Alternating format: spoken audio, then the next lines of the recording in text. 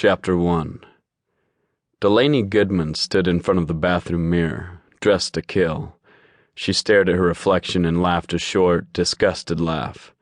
Committing murder, preferably her own murder, might be easier than what she'd resigned herself to do.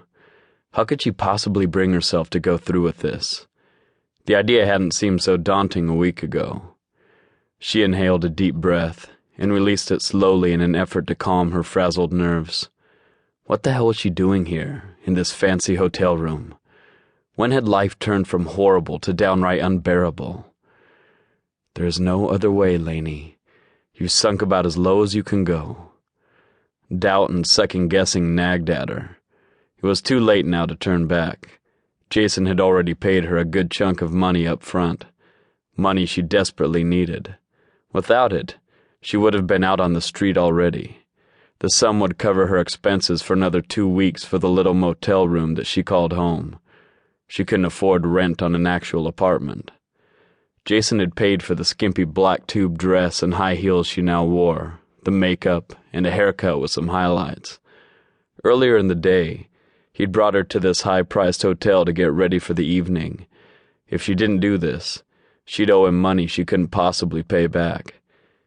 He assured her that she'd be rolling in more dough than she'd ever dreamed possible after a few social dates, as he called them. Laney shrugged as if it didn't matter. This was just one more unpleasant event in her life that she had to endure. She'd pull out of this, just like she did everything else. It was the story of her miserable existence. What doesn't kill you will make you stronger. She laughed again. Yeah, right. She should be Superwoman by now. Rummaging through her makeup pouch, she finally found the crimson shade of lipstick she'd been looking for. She slid the creamy stick across her lips, then rubbed them together to distribute the color more evenly. She puckered her mouth and glanced in the mirror in front of her. Tilting her head from side to side, she ran her hands through her blonde strands and tousled it. Shaking her head, she applied a light mist of hairspray. She turned to the side and glanced over her shoulder at the reflection of her backside. The spandex tube dress didn't want to cooperate.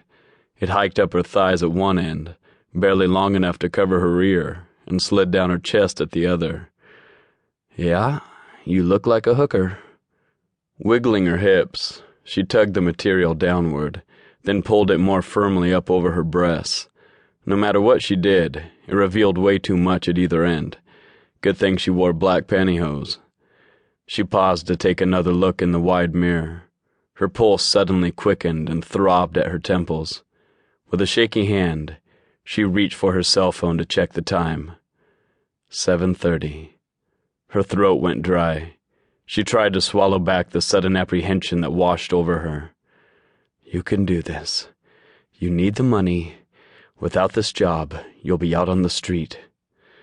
The first time is the hardest, but trust me, you get used to being wined and dined real fast. If they like you, your money worries will be over. Her former co-worker, Stephanie, had assured her. She had introduced Laney to Jason, a good-looking and well-dressed guy who'd taken an immediate interest in her. He was different from other guys in her life. Unlike every other loser she'd ever dated, he hadn't asked to get into her pants at the first opportunity. He'd taken her out, bought her some nice clothes, even helped pay her rent when she was behind. Jason had treated her better than any other boyfriend. When she was laid off for no reason from her latest dead-end job a couple weeks ago, he'd approached her with a business proposition she'd never considered before. With your looks, Laney, you can make a killing as an escort. An escort? Her forehead wrinkled. What the hell was an escort? There are a lot of rich men in this city who pay good money to have a beautiful girl hanging from their arm in public. It's sort of like a status symbol. You mean, like a high-priced hooker? Laney swallowed. Was he serious? Instead of dumping her outright, he just wanted to sell her off to other men? What other options do you have at this point, Laney? Was this where her life was headed?